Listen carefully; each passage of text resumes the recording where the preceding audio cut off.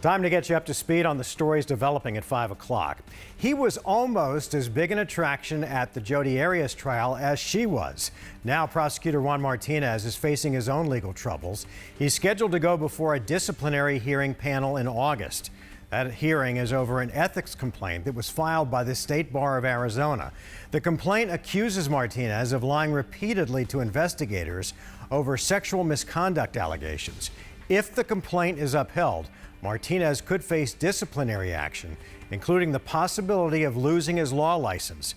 There's a lot more to this story, and we'll bring you that coming up on 12 News at 6. And the state Supreme Court has rejected an argument that would have kept the expansion of Phoenix's light rail system off the ballot in August. If voters approve the measure, any planned light rail extension will be stopped and the money will go to other transportation projects.